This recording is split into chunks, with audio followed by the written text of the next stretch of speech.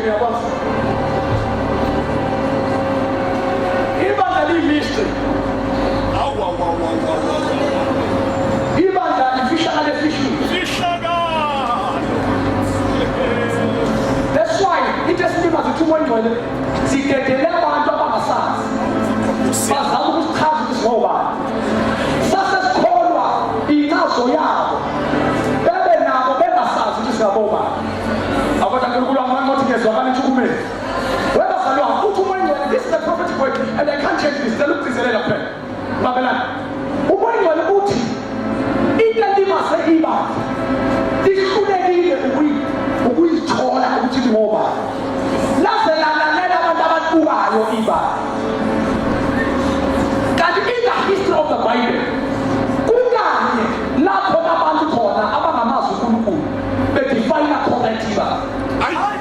In the history of the whole Bible abantu base-Antiochia abantu base-Antiochia sibona kuphela bathi bebuka ibandla base bethi laba bangamakhesto lisuhamba kwakho usukuza kwakho amakhesto yino kuphela.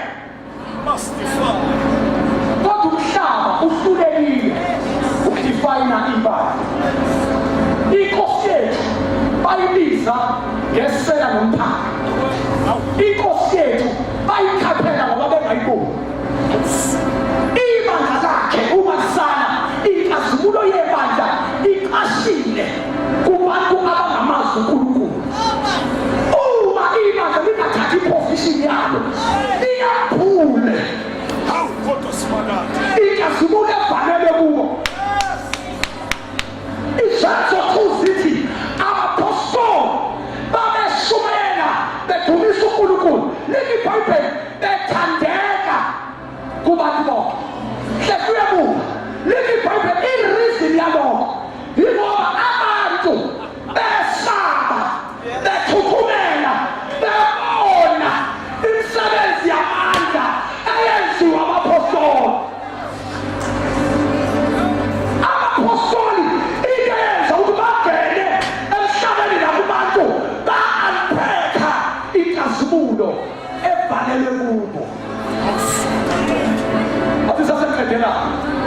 This is the season. This is the season. This is the season. Yokwambulwa kwenkazimulo yebandla. I'm picking up statements. Let the season nesikhathi sokwambulwa kwenkazimulo yebandla. Let me just take my last points. Let's enter. uJesu uthebe ekhuluma ngebandla wathi Petro phezu kwaleli dwala ngiyalakha ibandla lami. Wathina la wathi amasango eHades awamlahlula ibandla lami. In other words, really as another letter given to tear down the kingdom of darkness. Ibandla is a dangerous weapon.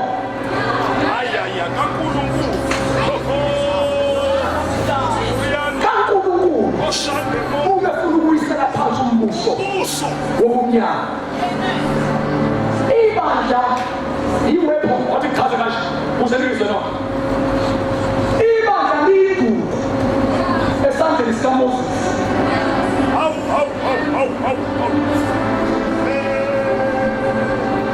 Ibandla liyeka uMoses ngoba uMoses ukhona.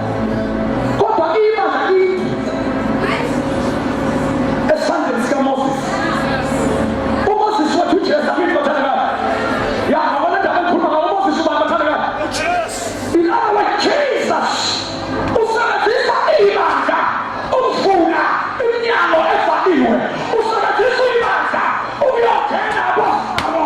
Usebenzisa ibandla ukugwinya eziniyona ngoba yidumo eyayisetshenziswa uMoses eyayenza imali. That is the church. Masikhuluma ngebandla, sikhuluma ngenjubo.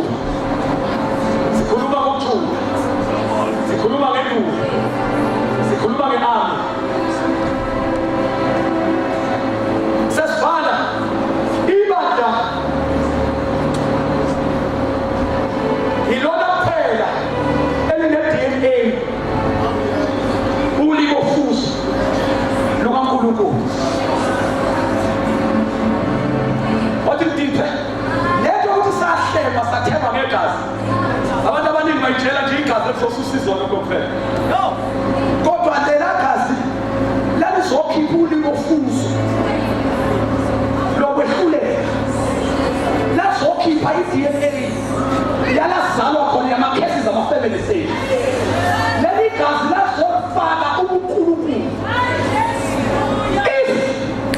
umuntu kugijima igazi lalowo muntu kuye ufana naye i-image ayikho kwi-outlook kodwa i-image is in the blood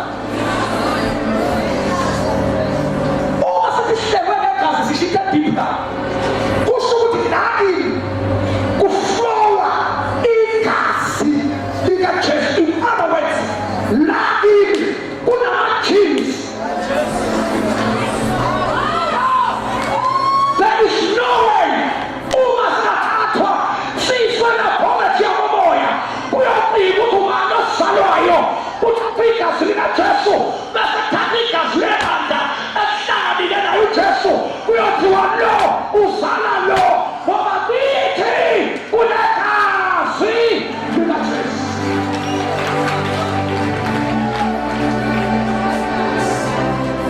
Leli gazi li-anti-sin.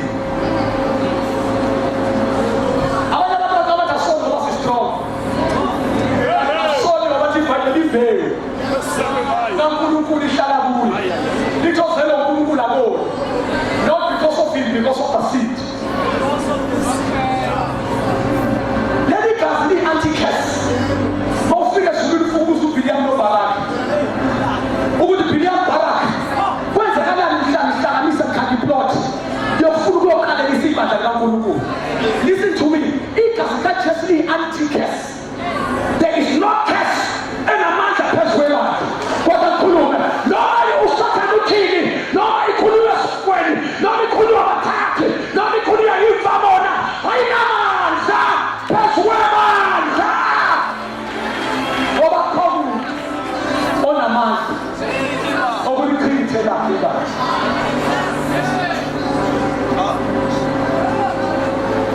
Siyabaya siyahamba i-anti-curse i-anti-failure. We are all failures in the house. There is no giant, I'm sorry to say that. Ayikho giant leyo. Kuyenzeka nje ama-elements olelunguza ngewindi iyimpawu ey'nyanyana ezincane yokuthi ngokwemvelo sisehlulile kodwa i-seed yegazi esitholile lafike lakhipha the failure. Ngaziwasho napho umhlabeni wonke in him there is no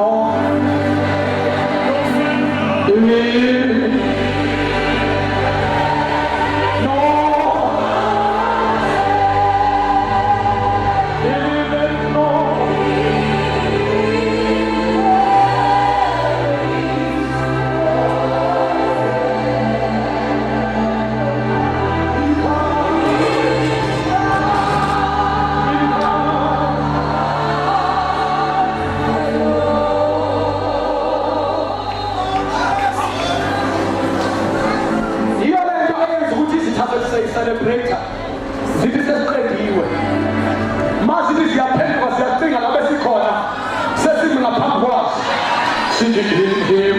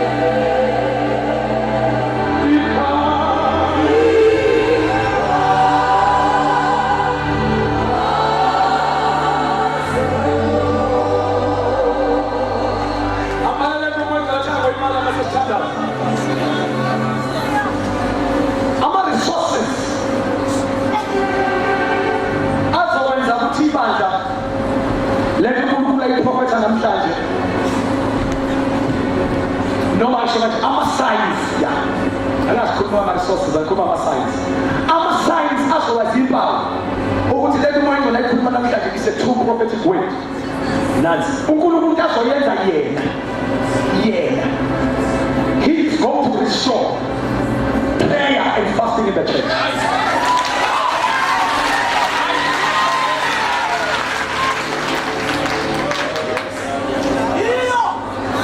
This is what God is going to do. Listen. Uzoyenza yena. Uzobuyisela ingakho.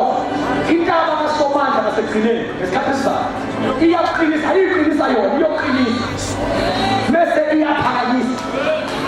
Imiswe phezu kwentaba zonke. Into ezorestore is fasting and prayer. Because if fasting and prayer iyona esuse uthuli wasendulo ebandleni. Ilokhu vele umthethwayo. Ilokhu.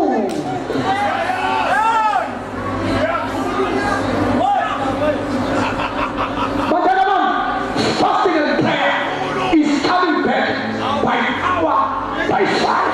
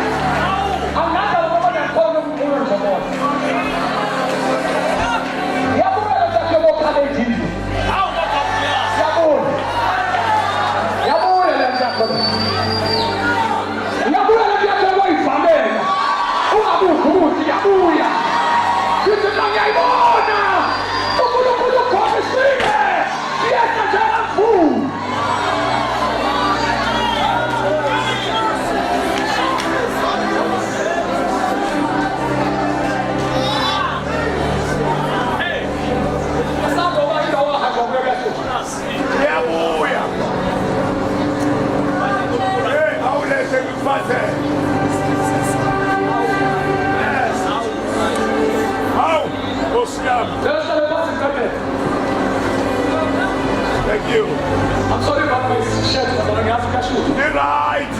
Yeah. The right, Malik. Babylon Sambe. Babylon Sambe. Listen to me, check. Tell me this one carefully. Niggas are more understanding of the show. Jesus.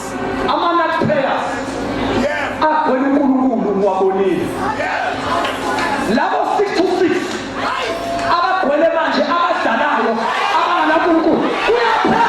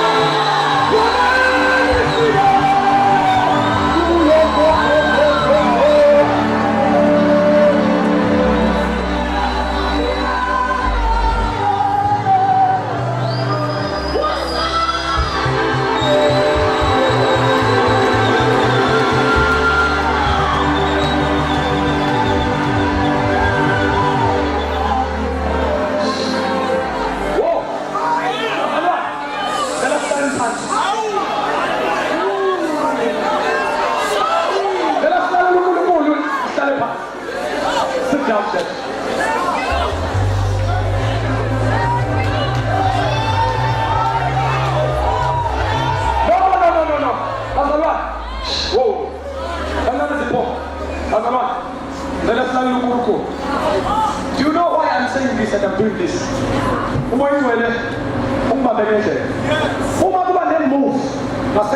The Lord said to me,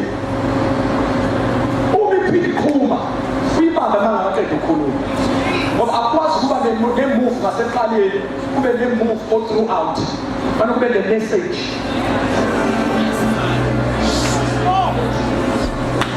Do you know why I'm saying this? A move without a word. My Paula, Hammerwalk. Who got over there and asked you, who now you guys are there? What are we about? Who look now to see that in the sea? Since I was in front of dinner, then we are all going to pray.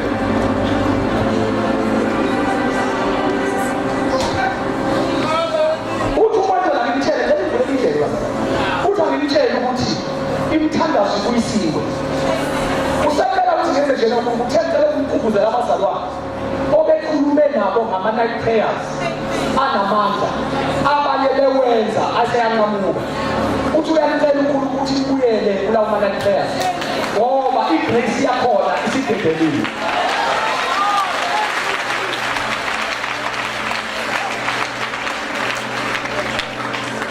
I'm sorry to disappoint you, church. But I understand it. I'm sorry. And this is it doesn't yet to come who's over the harvest. Is it full? Sizoba khulu. Nalelala ngomoya. Isivuno sikhulu. Kuqala into esibonakala ngoba icilo ngesukhala ekudala. Into esibonakala isivuno esikhulu seliphefumulo. Ngibona abantu abagqoka amakhala ahlukahlukene. Bengena enyangweni yamabandla ahlukahlukene. Ngithi uNkulunkulu owandaba uthi iphefumulo ephume ezolweni ilandwa inkazimulo yami iyophela ebandleni lami. Yebo. Ngithi Nkosi yini ofanele siyenze ukuze kwenzeke? Uthi uNkulunkulu ngizokwenza. Ngithi uNkulunkulu thina sisabona sizwa. Thina uNkulunkulu sinekana silaleli. Uthi uNkulunkulu imlalela. Ngakhuluma noAbraham. Ngathi lokho ngisisodwa. Emva kwalokho ngathi ahamba ukuthi athele uLothi aphume. uLothi waresista. Ngathi mweningi losizamo which was myself. Ngathi khuluma Lothi. uLothi waresista. Uthi remember ukuthi abantu besivumelana ngenze njani kubo uthi yakhumbula kwenza ngani kulothi ngathi uNkulunkulu ngathi ngiyakhumbula kancane uLothi ngambamba ngesandla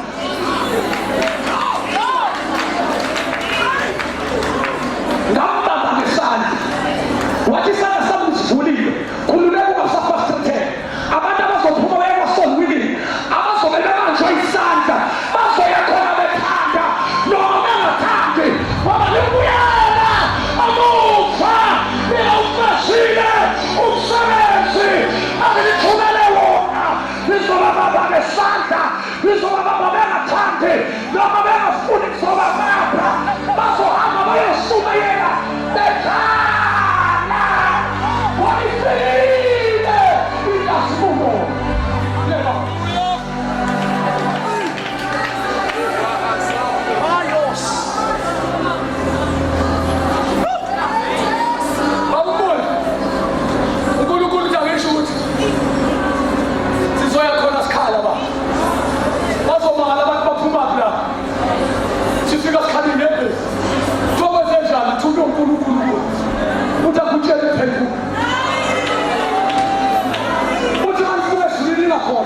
I'm sorry to sit down, but I'm going to say again.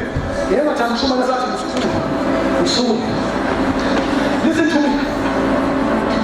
Utuma reading a call. You was a lecture. Utuma can't smell on the road. It's a pool. What's this category replace? What are the mummies? You would have been feeling a time. Replace where another father by also my power.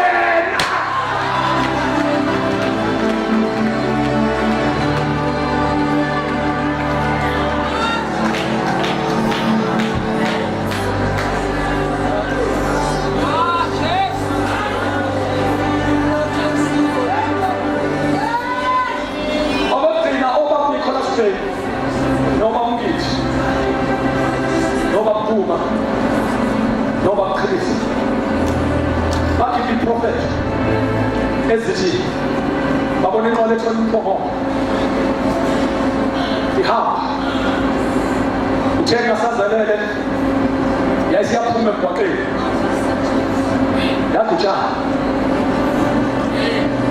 yaphuma eceleni sebeyabuza bathi yini angikho lapho namhlanje please kodwa ngiyadlula njengoba ngiyakhoza yini eshelisa umphongolo inqola ethola umphongolo uthi inqola ethola umphongolo yashileliswa imali because I saw money yenza umphongolo ushelele because abantu abazothwala umphongolo ngaleso sikhathi bazobe beminded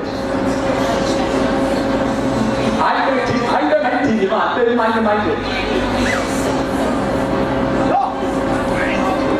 enye kwesibili angikho la enye kwesibili adultery amalasi ashibilisa umphongolo bese sokunye kwesithathu iphakathi bathi phakathi imali amalasi uzoshelela umphongolo uma bethi bayabuka bathi into ebamangazileke bamangaza ukuthi bawubona umphongolo usewushibilikile ususeceleni komgwaqo uma bethi bayabukisisa babona i-army eqhamuka laphaya ihlanganise males and females young and old yayo yawuthwala umphongolo yayisufaka emgwaqeni uma enye into ngayithanda ethi ispeed obekade uhamba ngaso umphongolo uthwele yithi sewuthwele ya-army ipace yayifast ngale ndlela ephuthumisa into engadideleyile umayinolo sakhokhuzelweyo bomthandayo uthi hamba umtshelela ibandla ukuthi nana i-army ayabona abaprofethi God is raising an army.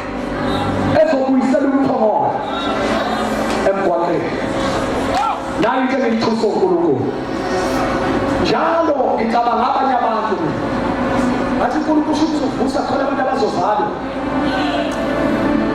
khona abantu abasazoqhamuka statement samsogcina sithanda wayisethi uyamkhumbula Ezekiel 37 ngathi mina yebo uNkulunkulu uthini mfana ufuthi sandla sikaNkulunkulu sasiphezu kwami wamthatha ngomoya wangisesigodini esagcwele amathaba wathi uNkulunkulu ayongile kakhulu akuze nasangaphila yini ukusami nathi ngoNkulunkulu ngini wayisethi angazi kusho uprofeti wena Nkosi wazi wayisethi prophet amathamba uthi mathamba hlanganani amathamba amadala akasekho hope nela thathwe yini la ibeka le lasuka ithambo ligijima liyohlanganela kuwo nela thathwe izilwane lale lasuka wathi prophet imsipha prophet inyama uma qedana khona wathi prophet umoya yazi into endlala ngisho ukuthi kanti la mathamba oba usethi-ke la mathambo ayiphi ka-Israyeli angizi ukuthi zala isosha kodwa ngizolivusa kula mathambo okukusuma libenzima akekho umuntu azosireplace i-assignment ebekwekithi ingeyethu asibe ngenyawo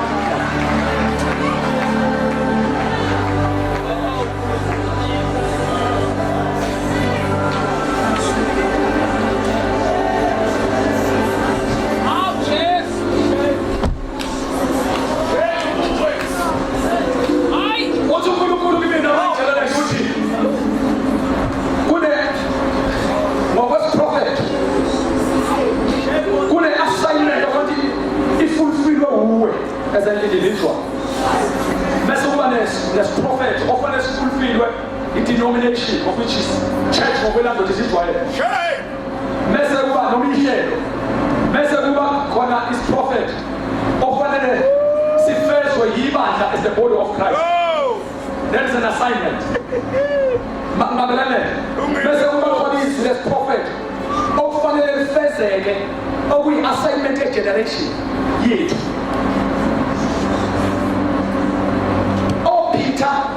Basubmitted i-prophecy noma i-assignment yes-prophet ongabo, prophet of a denomination, prophet of obandla as a whole, and also is prophet of nge-generation yabo. Bangela lento ikhanya kodwa ngizoyithi because a true prophet does not pray for himself only. Umprophet wangempela akayithandazeli yena kuphela, angathandazeli ihlelo lakhe kuphela, angathandazeli ibandla umzimba kaKristu kuphela, kodwa uyathandazela lesizukulwane sakhe sonke. Do you know ukuthi into engalokha uma singayi-unlockile in our generation engabopha noma sithandaza kanjani because that is a flow i-wave of what ihambe esizukulwaneni sethu. Uma singayiqhubisanga njengebandla ukuthi manifeste singakabuyele ezulwini izolokhu imi kanjani silindile.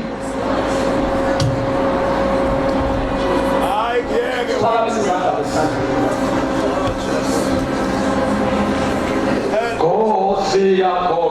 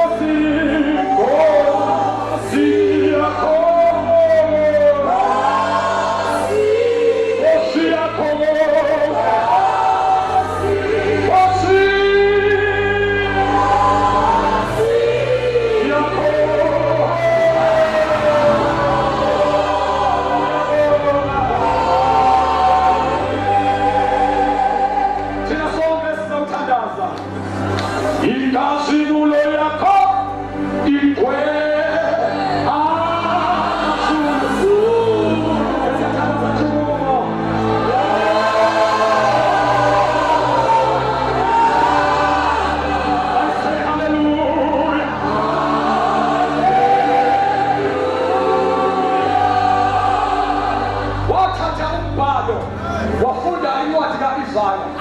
Moya wenkosi phezu kwami ngigqokile ukuba ngishumayele ivangeli kwabampofu. Ngimemezele umnyaka omuhle wenkosi ngiyashontisha. Wayeseyawubhala umbhalo wawubeka eceleni. Wayeseshize lithi lo mbhalo usubhalisekile. Uthi uNkulunkulu amemezele ngisho njalo. Ngithi lesi siphoswa uNkulunkulu akesikhuluma la emandla. Sasifazakile! Sasifazakile! Sawazakile!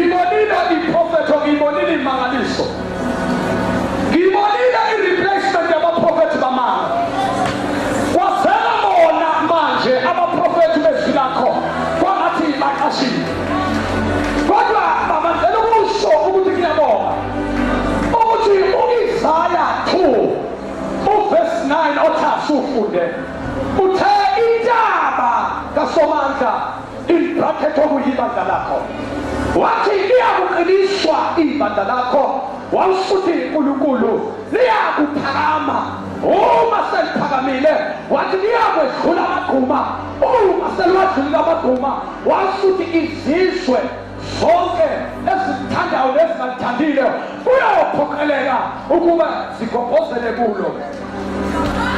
Ngibonga restoration yabaprofethi uNkulunkulu. Ngibonga ubuye abaprofethi bethu. Ngibonga ama-intercessors engiwabonile. Ngibonga uNkulunkulu lezivuselele inkulu enamandla kangaka. Ngiyabonga baba kubonile ufanda ibandla ukuze ibandla libe nama-resources lokwenza into eseceleni lakho. Ngoba inkazimulo yakho iza ne-provision. Ngiyabonga uNkulunkulu ngibonile wenza inhlola zobandaba abambethe ingubo ezimhlophe. Wabani manje futhi lapha sibonga baba uthe wena singamadodana kaJakobe thina umthetho wetaqele ilusilizwi lesiprofetho uthe Nkosi angalenzi iphutha ngilehlise sengikhulumile uNkulunkulu ayikho indlela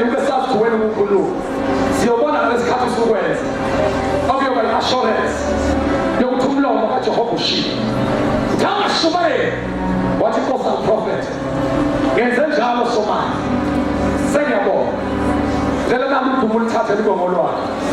Thina njengebandla manje siyavula umlomo, siyagqumisa, siyabonga. Let us all pray and praise God.